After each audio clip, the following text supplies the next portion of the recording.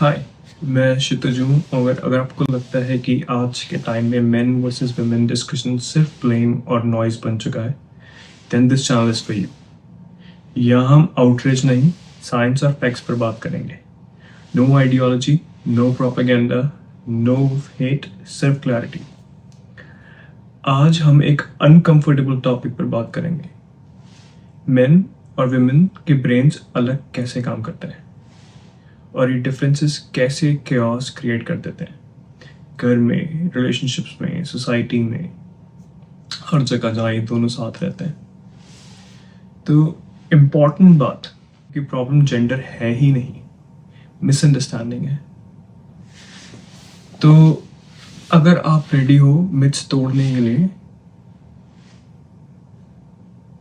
और बिना जज किए साइंस को समझने के लिए, तो एंड तक रहिए। कभी नोटिस किया है आदमी लोग कहते हैं सीधा बताओ प्रॉब्लम क्या है, और विमेन ज़्यादातर कहते हैं तुम सुनते ही नहीं हो। हर आर्ग्यूमेंट के बाद दोनों सोचते हैं यार मैं तो सही था।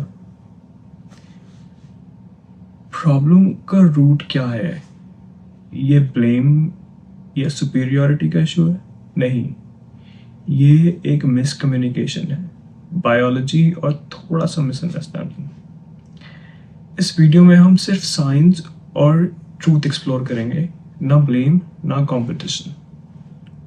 सबसे बड़ा मिथ है कि मेन और वुमेन के ब्रेन्स कंप्लीटली अलग होते हैं। रियलिटी है कि ब्रेन्स लगभग 90% सिमिलर होते हैं। जैसे NIH और नेचर न्यूरोसाइंस के स्टडीज कहते हैं, intelligence, learning potential and core structure दोनों के सेम है, लेकिन छोटी डिफरेंसेस ही बिहेवियर और कम्युनिकेशन को इफेक्ट कर देती है। इसके लिए हमें इवोल्यूशन को समझना ज़रूरी है। मेन जो इवॉल्व हुए वो मोस्टली हंटिंग और फिजिकल थ्रेट डिटेक्शन के लिए इवॉल्व हुए, तो उनका जो फोकस है वो शॉर्ट बर्स्ट में होता है, जबकि औरतें इवॉल्व हुई चाइल्ड केयर, सोशल बॉन्डिंग और इमोशनल अवेयरनेस के लिए। ये प्रेफरेंस नहीं था, ये सर्वाइवल नेसेसिटी थी। और इसी वजह से ब्रेन्स का थोड़ा सा एवोल्यूशन दोनों में डिफरेंटली हुआ। तो कह सकते हैं दोनों के ब्रेन डिफरेंटली वायर हुए। एमिगडाला जो ब्रेन का थ्रेट डिटेक्शन सिस्टम है, मेन में ज़्यादा रिएक्ट करता है जब फिजिकल थ्रेट होती है, और औरतों में ज़्यादा सेंसिटिव होता है सोशल और इमोशनल थ्रेट्स के लिए। इसीलिए आदमी लोग कहते हैं इसमें डेंजर क्या है, और वुमेन कहती है तुम सिचुएशन फील क्यों नहीं कर रहे। दोनों अलग अलग चीज स्कैन कर रहे हैं एक्चुअली। यही मिसकम्युनिकेशन है और यही रूट कॉज है सारे chaos का। अब एक बात करते हैं, एक और चीज है कॉर्पस कैलोसम। ये ब्रेन के दोनों हाफ्स को जो है वो कनेक्ट करता है। विमेन में ज्यादा कनेक्टेड होता है, इसलिए औरतें इमोशनल, लॉजिक और मेमोरी को एक साथ प्रोसेस कर लेती हैं, जबकि जो आदमी लोग होते हैं उनका दिमाग थोड़ा कंपार्टमेंटलाइज्ड होता है। एक प्रॉब्लम एक सोल्यूशन। इसीलिए औरतें बात करते हुए सोचती हैं और आदमी चुप होकर एकदम फोकस करके सुनता है और फिर सोचता है। सेम गोल है, डिफरेंट प्रोसेसिंग स्टाइल है दोनों का। जब विमेन अपनी प्रॉब्लम शेयर करती हैं, आदमी का दिमाग सुनता है और सोचता है इसको कैसे सॉल्व करूं। जब मेन सोल्यूशन देते हैं, विमेन का ब्रेन सुनता है और सोचता है तुम मेरी फीलिंग्स इग्नोर कर रहे हो।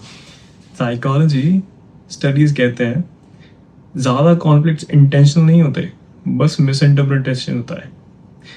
कोई किसी की बात समझ ही नहीं पा रहा क्योंकि दोनों की ब्रेन्स डिफरेंटली वायर्ड है। स्ट्रेस भी अलग रिएक्ट करवाता है।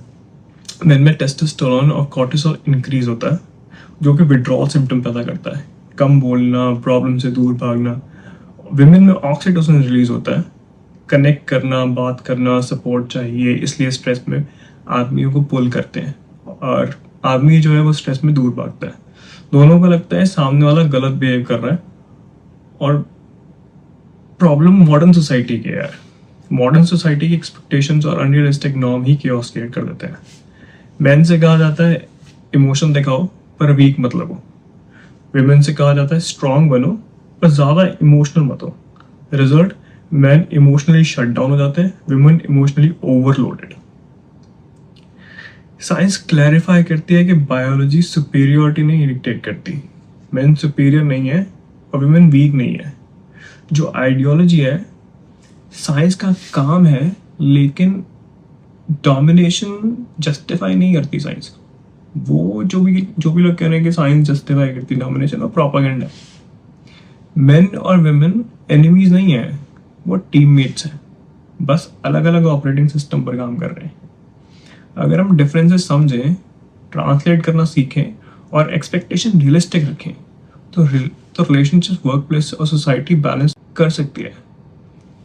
अंडरस्टैंडिंग डिवाइड नहीं करती, अंडरस्टैंडिंग पीस क्रिएट करती है।